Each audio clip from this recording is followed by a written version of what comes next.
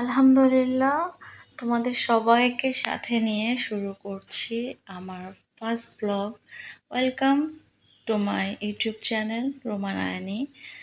সকালবেলা ঘুম থেকে উঠে ফজরের সালাত কোরআন শেষ করে আমি একটু ছাদে চলে এসেছিলাম। তোমাদের কার কার আমার মতো সূর্যোদয় দেখতে ভালো লাগে আমাকে অবশ্যই জানাবে। তোমার চেহারার নূর দেখে আমার মুখে এমন আলো ফোটে, তাতেই আমার অবস্থার ক্রমশ উন্নয়ন ঘটে। আলহামদুলিল্লাহ, সকালবেলা ব্রেকফাস্টে আমি মশলা চা এবং ড্রাই টোস্ট নিয়ে নিয়েছি। কদিন থেকে গলাটা একটু বসে আছে, তাই ভাবলাম যে একটু মশলা চা করে খাই। তো সকালে ব্রেকফাস্ট শেষ করে আমি একটু ছাদে চলে এসেছিলাম। ছাদে মরিচ গাছে অনেক মরিচ ধরেছে, তো ভাবলাম যে আজকে মরিচগুলো সব তুলে নেই।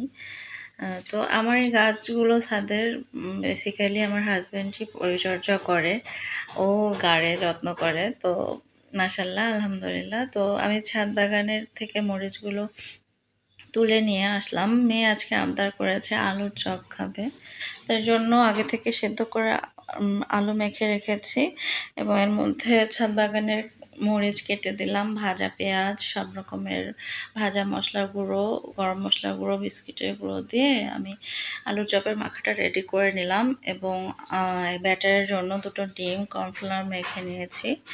তো এখন পর্যন্ত যারা আমাকে শুনছো, প্লিজ একটা লাইক করে সাবস্ক্রাইব করে আমার চ্যানেলের পাশে থেকো এরকম নতুন নতুন ডেইলি ব্লগ পেতে।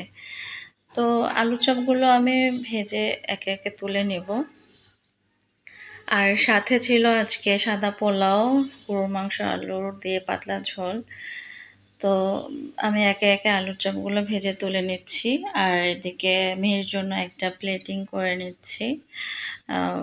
গরুর মাংসের পাতলা ঝোল, সাথে আলুর চপ আর সালাদ। এই ছিল আমাদের আজকে লাঞ্চ।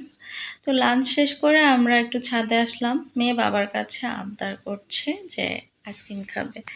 তো বাবা মেয়ে চলে গেল আইসক্রিম কিনতে। তো আমরা সবাই জেনে থাকবো যে আইসক্রিম আসলে ক্ষতিকর, তো কিন্তু মডারেশনে যদি আমরা নিতে পারি তো এটা আমাদের স্নায়ুকে ঠান্ডা রাখে, স্নায়ু উত্তেজনাকে নিয়ন্ত্রণ করে এবং যাদের প্রজনন ক্ষমতা অক্ষম তাদের প্রজনন ক্ষমতা বৃদ্ধিতে সহায়তা করে। তো আইসক্রিম নিয়ে আসার পর আমরা সবাই মজা করে ছাদে আইসক্রিম খেলাম। মাশাল্লাহ, এই ছিল আজকের দিনটা, তোমাদের সাথে শেয়ার করলাম। সবাই ভালো থাকবে, সবাইকে নিয়ে ভালো থাকবে। আল্লাহ হাফেজ।